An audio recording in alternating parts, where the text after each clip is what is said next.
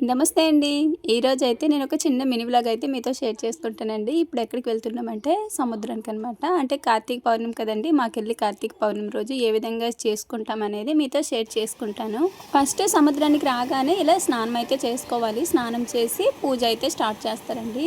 సముద్రపు ఒడ్డున ఇసుకతోటి ఒక చిన్న గుడిలా కట్టి ఆ గుడి దగ్గర అయితే పూజ చేసుకుంటాము. ముందైతే నార్మల్‌గా ఇంట్లో దీపారాధన అన్నీ కూడా చేసుకున్నాము. అంటే ఈ సంవత్సరము ఇలా సముద్రానికి వచ్చే అవకాశం లేదనమాట. బీచ్‌లన్నీ క్లోజ్ చేసేసారు. సో, అందుకని ఇంక ఈ సంవత్సరం లేదులే అని అయితే ధీమాగా ఇంట్లో పూజ చేసుకున్నాము. ఇంక అప్పటికప్పుడు మా బజార్‌లోనైతే వేరే వాళ్ళు వెళ్ళొచ్చారనమాట. సో, వాళ్ళు వెళ్ళొచ్చిన చోటుకాడ వెళ్ళనిస్తున్నారని చెప్తే ఇంక సరే అని చెప్పి అప్పటికప్పుడు బయలుదేరొచ్చాము. లక్కీగా ఇక్కడైతే కొంచెం బానే ఉంది. మామూలుగా అయితే పర్మిషన్స్ ఉంటే ఇంత ఫ్రీగా ఉండదనమాట. చాలా రద్దీగా ఉండిద్ది. పూజ చేసుకోవడానికి ప్లేసులు కూడా దొరకవు. అంత రద్దీగా ఉండిద్దనమాట. కానీ ఇప్పుడు ఎంత ప్రశాంతంగా ఉందంటే, మేము పూజ చేసిన తర్వాత చాలామంది వచ్చి చేశారు. ఇక్కడైతే మేము 365 ఒత్తయితే వెలిగించుకున్నామండి. నార్మల్‌గా పల్లెటూరులో ఏంటంటే పొద్దున్నే దీపాలు నదిలో వదులుతారు పారే సెలయేరులో. కానీ ఇక్కడ అలా ఏమి ఉండదు. ఈ విధంగా పూజ చేసుకొని మళ్ళీ పూజ అయిన తర్వాత సముద్రంలోకెళ్ళి ఇంకోసారి స్నానం చేసుకోవాలనమాట.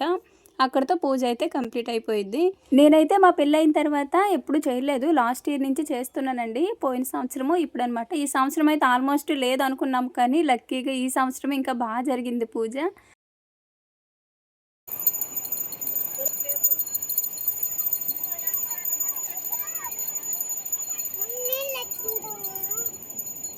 మాకంటే మా చిట్టి తల్లులు ఇంకా చక్కగా గుడి కట్టారండి. లాంగ్ వీడియో కూడా పెట్టాను. ఎవరికైనా ఇంట్రెస్ట్ ఉంటే చూడండి. నార్మల్‌గా తెల్లవారి 6 గంటలకే వచ్చి పూజ అయితే చేసుకుంటాము. కానీ పర్మిషన్ లేదని చెప్పి ఈ టైం అయ్యింది.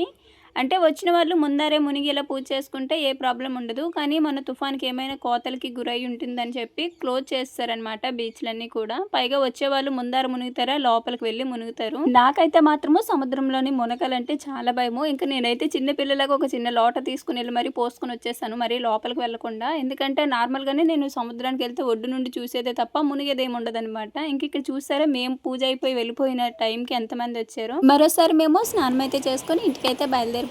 మా పూజ ఎంత జరిగిందో చూసారు కదా! మా సైడ్ అయితే ఇలా ఉండిద్ది. ఇంకా కొంచెం సముద్రం నీళ్ళు తెచ్చి ఇంట్లో అయితే చల్లేసానండి. ఇంతేనండి.